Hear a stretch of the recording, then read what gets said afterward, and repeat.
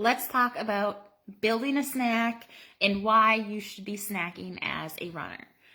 And also just as a person in general, if you are not running right now, if you are injured, if you're taking a break, maybe you just ran a race and you are letting your body recover, no matter what, snacking is a good thing. And we're going to talk about why, and we're going to talk about how to build a snack and what some snack ideas are. So what are the benefits of snacking? Why should we snack instead of just eating like 3 big meals or 2 big meals every day? So remember we talked about we want to keep our energy levels stable. We want to keep them good and well. And we want to stay energized and feeling amazing throughout the day, every single day.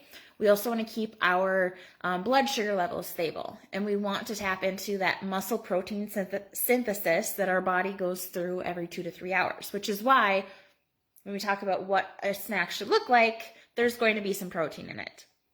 So energy levels, blood sugar levels, we want to consider our nutritional needs as a runner. We're using up a lot of energy in our runs, in our workouts, besides the energy that our body just needs on a daily basis to sit here, to work, and do all of those things aside from exercise. So we have that base nutritional need as a human being, and then we need to add on top of it what our body requires for our runs, our workouts. And remember, when we are working out, our body, or lifting weights, our body is burning calories beyond that workout. Like cardio, you're just burning within that period. But when you're focusing on strength, when you are lifting, your body is burning calories after that workout. So you need to take that into consideration as well. Having a snack in between breakfast and lunch, or your post-workout meal and lunch, in between lunch and supper, in the evening before bed, snacks are a good thing because they curb your hunger and they are going to prevent overeating when you get to that mealtime. What happens when you're gone, you're away from home longer than you expected, and you didn't bring anything to eat with you, and you get home for your next meal and you're starving? And at least for me, I could eat anything in sight, but meal prepping helps with that because I have my next meals lined up with.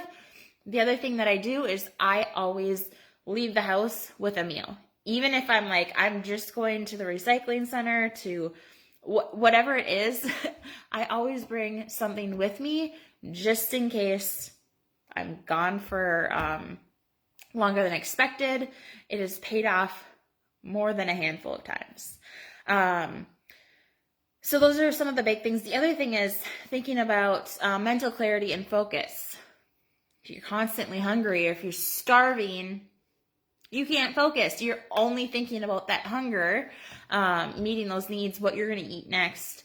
Or you're in a total brain fog, low on energy, can't focus because your brain doesn't have those carbohydrates. Remember, your brain uses 60% of your glucose storage to properly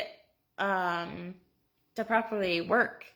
So not only do you need to satisfy your body's needs, but you also need to provide your brain with fuel. So it's going to help with mental clarity and focus as well. Now, what does the snack look like? It's going to maybe look different every day depending on what your training looks like. Or maybe you're someone that likes to eat the same thing every day. Awesome.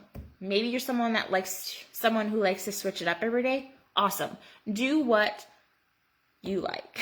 Don't eat foods that you don't like unless you say that you don't like all vegetables. You just need to adult up and eat the vegetables. But if you don't like broccoli, don't eat broccoli. If you don't like spinach, don't eat spinach. There are a ton, and those I know are just vegetable examples, but that's what people tend to be picky about or think they're picky about. Oftentimes you're just not cooking it correctly. Maybe you like it raw better, or you don't like it raw. You just need to figure out what works best for you. So again, what does a snack look like? Remember last week we talked about having a a balance of macronutrients in each of your meals. So not just eating vegetables, or not just eating protein, or not just eating an apple as a meal or as a snack. I use meal or snack interchangeably with meal. I just say that I eat 5 to 6 meals a day instead of saying I eat 3 meals and 3 snacks or whatever.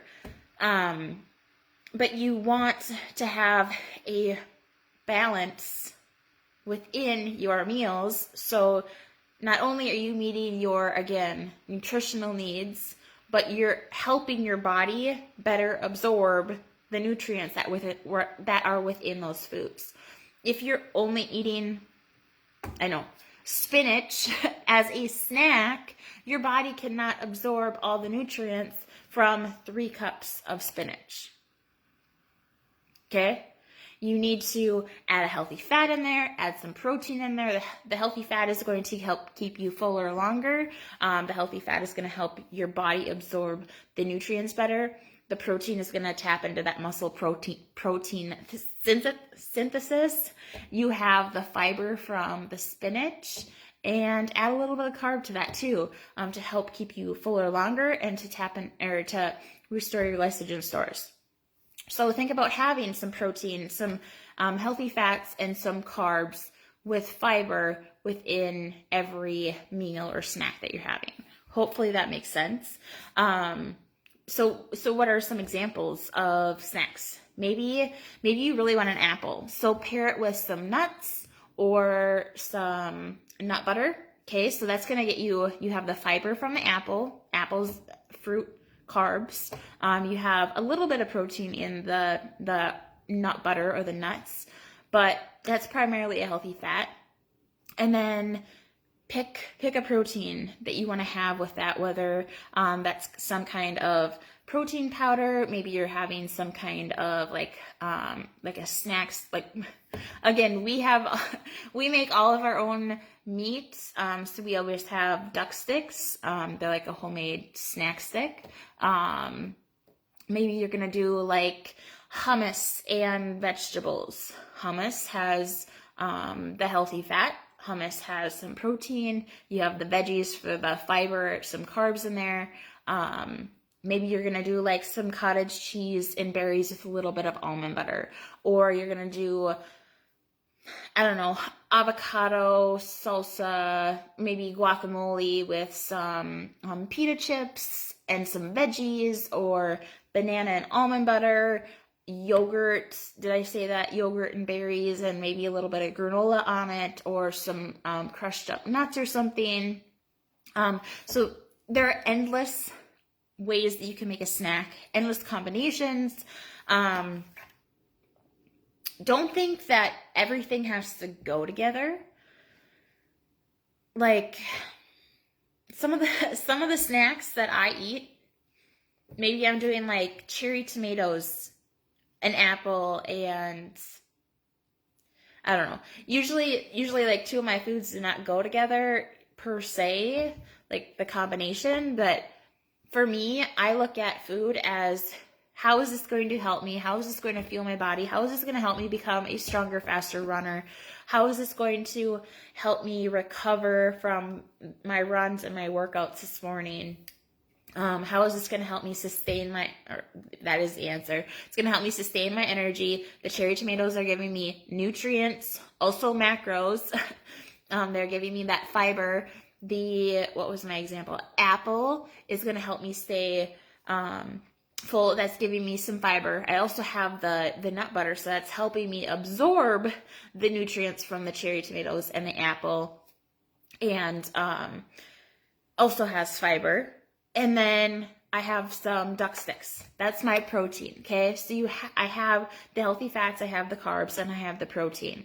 Although all the foods don't go together, I usually just put it on a plate, and that's my snack. It's my little charcuterie board. Like, it can be anything that you want it to be, and that's why I love nutrition and food so much, because there's so much flexibility to it when you shift your mindset around it with, how is this going to fuel me? So Tomorrow, the video is going to be talking about how to really pay attention to the cues that your body is telling you that you are underfueling, that you need to eat another meal or add in another snack, or maybe just add more food to your meals. But this is really how you can build a snack. The same concepts apply to building a meal. It's just obviously going to be a bigger, but the concepts apply regardless of what time you're eating a meal and what you want to call the meal. So let me know what questions you have about building a snack, the benefits of snacks. And the last thing I will say, if you are having a snack between dinner, supper, whatever you want to call it, we call it supper, and going to bed, make sure it has protein. You don't need a lot of carbs in it if you don't want. You don't need a lot of fiber in it, but you need to have a serving of protein, because that protein is going to help your body repair itself while you're sleeping. Remember, again, last week I talked about how your body goes, if I think it was, what video was it? We were talking about intermittent fasting and how it's not ideal for females, runners, all that sort. But if you're getting enough sleep, you're technically fasting, and your body is actually breaking down because you're going so long in the night without food, which again is okay because your body needs that time to recover, repair itself. Your digestive system needs that rest time, but you need to have protein before bed because that protein is going to help prevent some of the muscle breakdown, and it's going to help with the recovery process. You're going to see a huge change in how well you are recovering in your training, how you're building muscle, whatever your focus is. Eating protein before bed is going to be a game changer for you. So that's just the last thing that I wanted to make about snacks. Let me know what questions you have.